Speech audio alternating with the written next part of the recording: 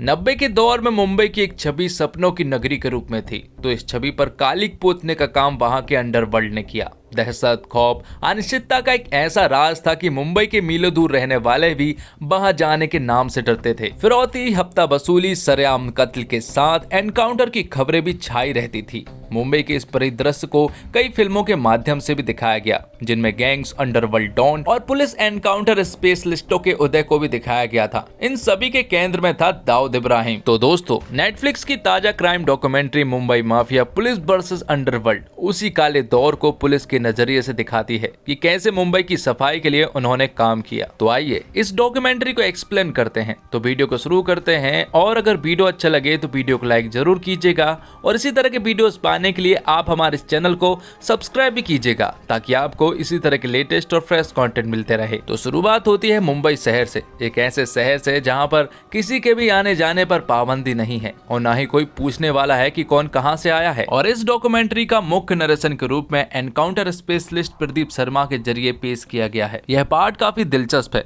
तमाम gangster drama फिल्मों में से मिलती जुलती बातें देखने के बाद भी सुनने में काफी दिलचस्प रहती हैं। प्रदीप शर्मा लंबे अरसे तक क्राइम विभाग से जुड़े रहे थे और 100 से अधिक गैंगस्टरों का एनकाउंटर भी किया था, जिनमें कुछ मुख्य गैंग्स के बॉस भी शामिल थे। प्रदीप बताते हैं कि क्राइम ब्रांच में उनका ट्रांसफर 92 में हुआ था। वो बताते हैं कि मुंबई की हर चौल में उनका एक खबरी था। अब आगे हमें मिंटी तेजपाल को दिखाया जाता है, जो कि एक राइटर और एक जर्नलिस्ट है, जो कि हमें बताते हैं कि 92 में मुंबई के हालात काफी ज्यादा बुरे थे, जहां पर कि कहीं भी कोई भी गैंगस्टर किसी को भी मार दिया करता था। जिसके बाद हमें रविंद्र आंग्रे दिखाए जाते हैं, जो कि प्रदीप शर्मा के साथ ही काम करने वाले थे, और वो भी एक एनकाउंटर स्पेशलिस्ट थे। साथ ही ए खान को भी दिखाया जाते हैं, जो कि एडिशनल कमिश्नर थे, जिनकी पोस्टिंग मुंबई में हुई थी, और इन्होंने ही सबसे पहले दाऊद इब्राहिम को ढूंढने का काम शुरू किया। अब आगे हमें तेजपाल दाऊद इब्राहिम की डी कंपनी के बारे में बताता है। वो हमें बताता है कि दाऊद इब्राहिम की डी कंपनी एक बहुत बड़ी गैंग थी, जिसमें लगभग 25,000 से ज्यादा लोग काम किया करते थे, और उनका सबसे मुख्य काम था हफ्ता वसूलने का। अगर शहर में रहना है तो हफ्ता तो देना पड़ेगा, चाहे वो बिल्डर हो या फिर कोई फिल्म स्टार या फिर कोई छोटी मोटी दुकान वाला, सभी को हफ्ता देना पड़ता था। दाऊद का हाथ छोटे छोटे कामों से लेकर बड़े बड़े कामों तक था। स्मगलिंग से लेकर क्रिकेट और बॉलीवुड में तक उसका हाथ था। कहा जाता है कि बॉलीवुड में लगभग दाऊद का 500 करोड़ रुपए लगा था। कुछ दिन बाद पुलिस को दाऊद के कुछ मेंबरों के बारे में खबर लगती है, जो कि लोखंडवाला की एक बिल्डिंग में थे। तो पुलिस वाले तुरंत ही उस जगह पर पहुंच गए, जहां पर कि AK-47 से पुलिस वालों के ऊपर वार किए गए। और ये आवाज दूर से मिंटी तेजपाल भी सुन लेते हैं, और जैसे ही वो ये आवाज सुनते हैं तो वो तुरंत ही इस जगह पर पहुंच जाते हैं। हालांकि उन्हें इस जगह से दूर रखा गया और शूट करने से भी मना कर दिया गया, जिसके बाद हमें पता चलता है कि इस शूट आउट में गैंगस्टरों के 7 लोग मारे गए, और इस ऑपरेशन को लीड किया था ए खान ने। तो अब गैंगस्टर थोड़े से सतर्क होने लगे, क्योंकि अब पुलिस वाले एनकाउंटर करने पर उतर आए हैं, क्योंकि अब वो ज्यादा सोचते नहीं है बल्कि डायरेक्ट एनकाउंटर कर देते हैं। इसलिए डी कंपनी के गैंगस्टर और उनके माफिया भी अब सतर्क रहने लगे थे। हालांकि इस बीच पुलिस वालों ने कई सारे एनकाउंटर किए और कई सारे डी कंपनी के लोगों को मारे। जिसके बाद हमें बताया जाता कि दाऊद अब दुबई में शिफ्ट हो गया है और अपना सारा काला धंधा वहीं से ऑपरेट करता है, जिसमें कि उसका मेन धंधा था गोल्ड की स्मगलिंग करना। वो दुबई से गोल्ड की स्मगलिंग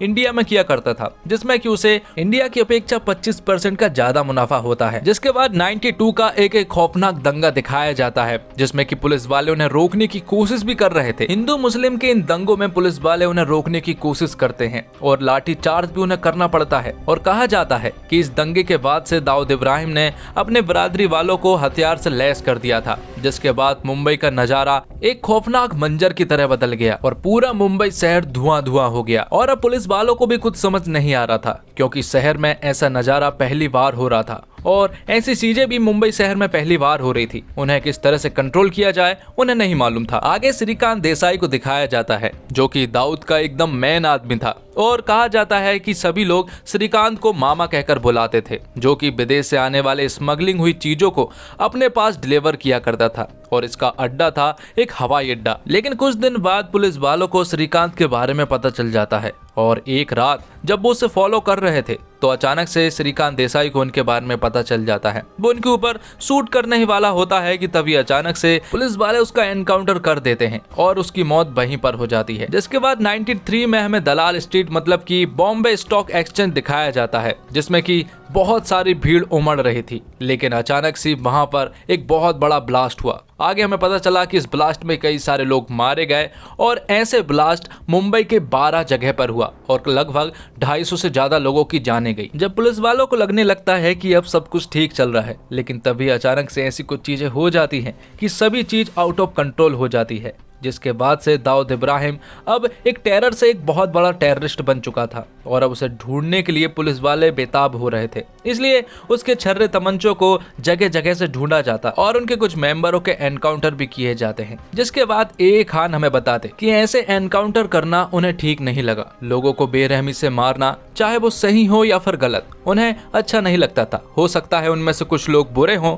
लेकिन ऐसा भी हो सकता है कि उनमें से कुछ लोग अच्छे हों। इसलिए उन्होंने जल्द ही वॉलंटरी रिटायरमेंट ले लिया और ये उनका अपना खुद का डिसीजन था। जिसके बाद हमें कुछ पुलिस ऑफिसर्स को बताया जाता है जिन्होंने की कई सारे एनकाउंटर्स किए हैं। उनकी गिनती काउंट हो रही थी, लेकिन इन गिनती में सबसे आगे नाम था प्रदीप शर्मा का, जिन्होंने अब तक की 87 एनकाउंटर कर चुके थे, जो कि पब्लिक के लिए एकदम हीरो की तरह थे। जिसके बाद रूपिन शर्मा को दिखाया जाता है, जो कि सीबीआई के एक डायरेक्टर थे। वो हमें बताते हैं कि गुलशन कुमार की मौत के पीछे भी दाऊद इब्राहिम का हाथ था। वो हमें बताते हैं कि गुलशन कुमार को बेरहमी से मारा गया था उन्हीं के घर पर। अब आगे दाऊद इब्राहिम के एक मुख्य आदमी यानी कि अबू सलीम के बारे में पता चलता है। दरअसल पुलिस वालों के पास एक मेल आया था और मेल के द्वारा पता किया गया कि वो पुर्तगाल में है। इसलिए पुलिस वाले तुरंत ही पुर्तगाल पहुंचे, जहां पर कि अबू सलीम ठहरा हुआ था। वहीं से पुलिस वालों ने उसे अरेस्ट किया और इंडिया तुरंत ही डिपोर्ट किया। इन सब के बाद पुलिस वालों के ऊपर कुछ ऐसे चार्जेस लगे कि उनका बचना नामुमकिन था, क्योंकि उनके ऊपर चार्जेस थे कि वो लोग फेक एनकाउंटर करते हैं। और इन सब में सबसे बड़ा नाम था प्रदीप शर्मा का, जिन्हें जेल हो गई थी। जेल में उन्होंने कई दिन बिताए, लेकिन जब ये केस कोर्ट में लगा तो वो बेगुनाह साबित हो गए, क्योंकि उनके खिलाफ कोई भी सबूत नहीं थे कि उन्होंने कोई फेक एनकाउंटर किए। जिसके बाद कहानी 2017 में थाने में शिफ्ट होती है, जहां पुलिस वालों को इकबाल कासकर के बारे में पता लगता है। दरअसल इकबाल कासकर दाऊद इब्राहिम का भाई है और जब पुलिस वालों को खबरी के द्वारा इकबाल कासकर के बारे में पता चलता है तो पुलिस वाले तुरंत ही उसे पकड़ने के लिए निकल पड़ते हैं। इकबाल कासकर अपने घर में था और वो टीवी देख रहा था और बाहर रखवाली के लिए उसके कुछ लड़के थे, लेकिन पुलिस वालों ने उसे चुपचाप पकड़ा और अंदर घुस गए। जिसके बाद उन्होंने इकबाल कासकर को अरेस्ट कर लिया और ये काम प्रदीप शर्मा ने किया था। प्रदीप शर्मा चाहते तो वो उसका एनकाउंटर भी कर सकते थे, लेकिन वो दुनिया को बताना चाहते हैं कि अब वो पूरी तरह से बदल गए हैं। और क्रेडिट रोल से पहले प्रदीप शर्मा के बारे में बताया जाता है कि 2021 में प्रदीप शर्मा को मुंबई के एक बिजनेसमैन के कत्ल के आरोप में गिरफ्तार किया गया। वो जेल में हैं और ट्रायल शुरू होने के इंतजार कर रहे हैं। जिसके बाद रविंद्र आंगरे के बारे में बताया जाता है कि उन्होंने 2018 में कांग्रेस ज्वाइन कर ली थी और लोखंडवाला शूट आउट से चर्चा में आईपीएस ऑफिसर ए खान ने रिटायरमेंट के बाद सिक्योरिटी एजेंसी बना ली थी और 2022 में उनका निधन हो चुका था। और दाऊद इब्राहिम के बारे में किसी को भी कोई न्यूज नहीं है कि तब से वो कहां पर गायब हुआ। अब तक वो जिंदा है या फिर नहीं, ये किसी को नहीं मालूम। इस डॉक्यूमेंट्री में रियल फुटेज और नाट्य और रूपांतरण का कॉम्बिनेशन अच्छा है, जिससे दिलचस्पी बनी रहती है। तो दोस्तों, उम्मीद करता हूँ आपको ये वीडियो पसंद आई होगी। वीडियो पसंद आई हो तो वीडियो को लाइक जरूर कीजिएगा और इसी तरह के वीडियोस पाने के लिए आप हमारे इस चैनल को सब्सक्राइब भी कीजिएगा, ताकि आपको इसी तरह के लेटेस्ट और फ्रेश कंटेंट मिलते रहे। और आप अगर इस डॉक्यूमेंट्री को देखना चाहते हैं तो डिस्क्रिप्शन बॉक्स में दी हुई लिंक पर क्लिक करें और इस डॉक्यूमेंट्री को आसानी से देखें। धन्यवाद। जय हिंद, जय भारत।